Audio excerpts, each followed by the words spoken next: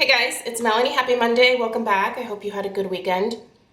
Today's video is not really beauty related per se, but I thought it was worth sharing with you guys because I do think that a lot of other people deal with this particular condition, and I wanted to take you guys along with me through this little test or journey that I'm doing to see if I can cure myself or stop myself from grinding and clenching my teeth all the time.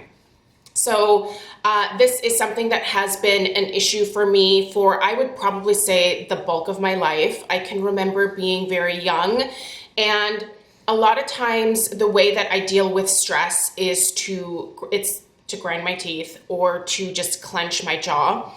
And it's obviously not a healthy way to deal with stuff like that, but it's just what I've always done. And I will say probably in the last 10 years, it has gotten worse for me. And specifically within the last 3 years, it has ramped up even more, I should say.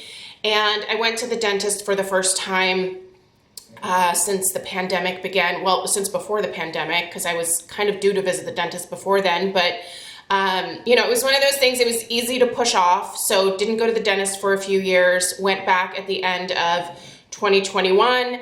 I went to a new dentist, but I had all of my files moved over to this new dentist, and they were taking a look at everything, and they're like, okay, good job, no cavities, but lady, you have got to stop grinding your teeth. And I do. I have to stop. It is now getting to the point where I am starting to experience some pretty serious gum recession, and I am wearing the tops of my teeth down.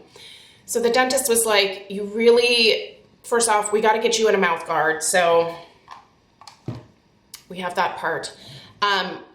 Got to wear a mouth guard at night when you're sleeping. I definitely grind my teeth at night when I'm sleeping, but also I grind my teeth and I clench my teeth all day long. It is just not something that I can consciously stop myself from doing. And it's super frustrating, you guys, because I know that what I'm doing is bad for my teeth.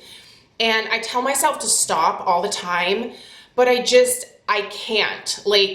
The second that I have the little conversation with myself, hey, don't do that, you're hurting your teeth, I 5 minutes later catch myself clenching and grinding again. It is just something that I just revert back to whenever I encounter any type of distress or discomfort, or if I'm feeling anxious, or I even grind my teeth when I'm happy, you guys. It is just this thing that I have done to, I guess, self-soothe. I don't know.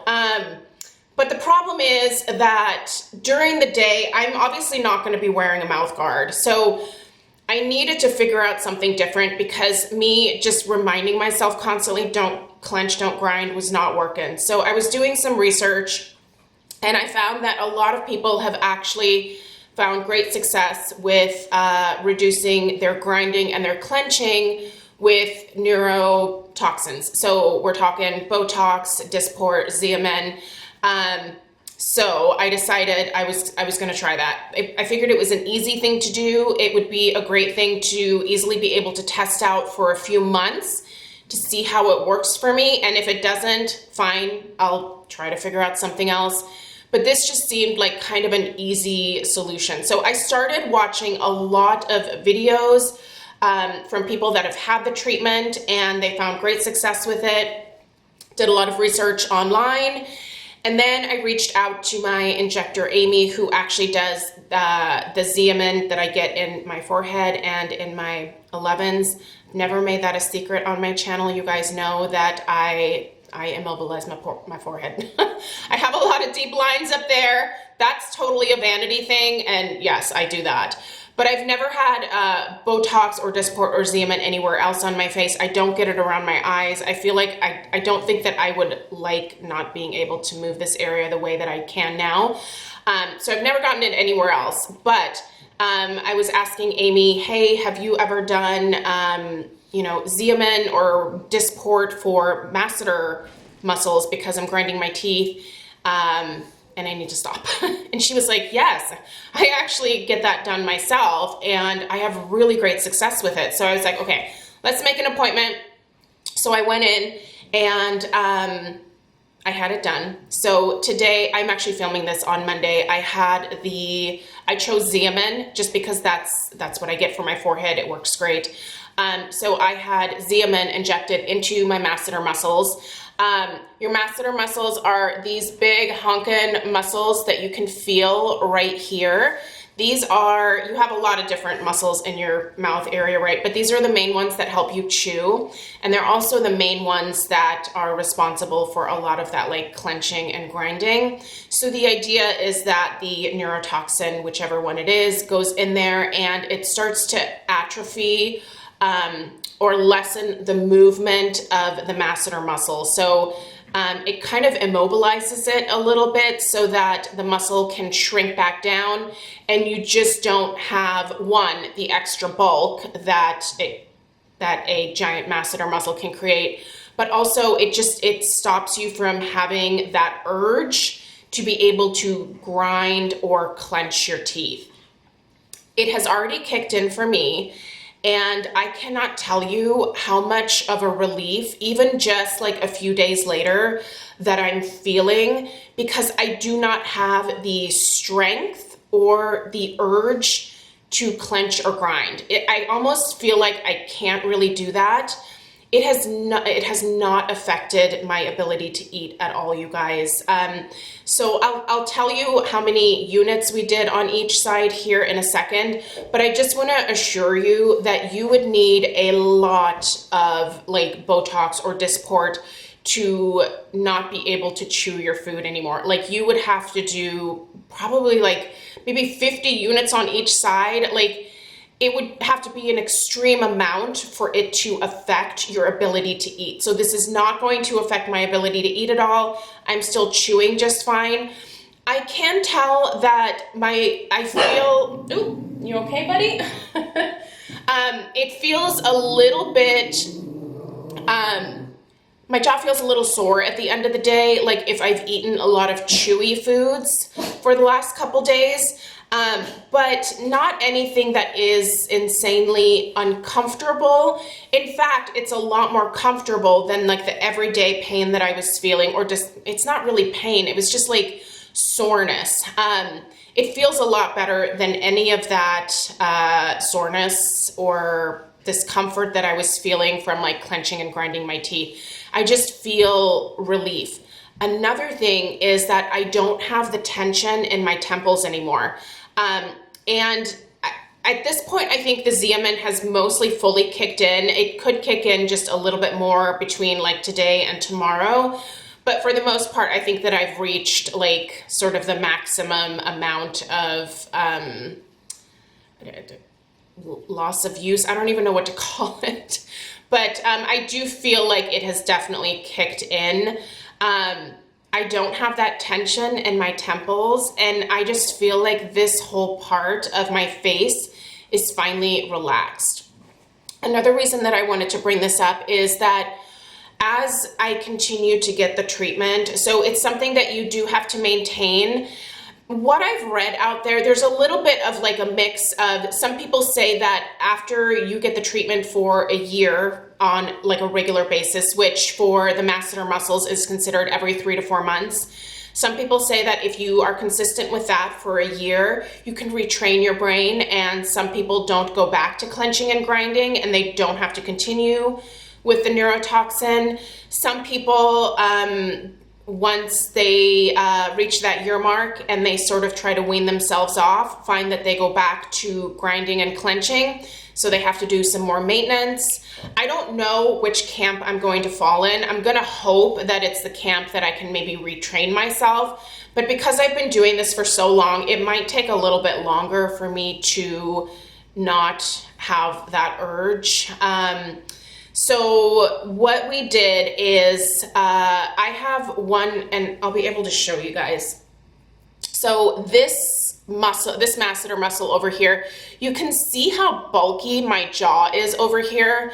So one thing that has happened over the last several years, how I know it's been ramping up, is that I've noticed my face shape changing. My jaw has become a lot more blocky and sort of square down here. but more so on this side than this side. And I think you can definitely tell on camera.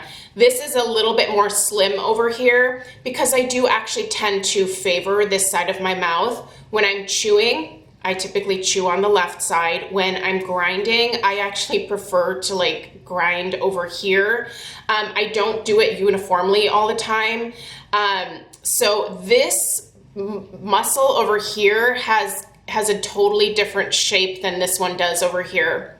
So one of the things that should ideally happen is that, by the way, I got 20 units over here and 24 over here. We did 24 over here only because this side it's definitely stronger. Like I can feel it when I'm like palpating the muscle as well, that masseter muscle underneath. So 24 units over here, and the idea is that as this muscle starts to atrophy, it should shrink back down and I should get back to like my normal jaw size, which is actually much closer to what I have over here. So you can see over here, like I don't really have that bump out that I have over on this side.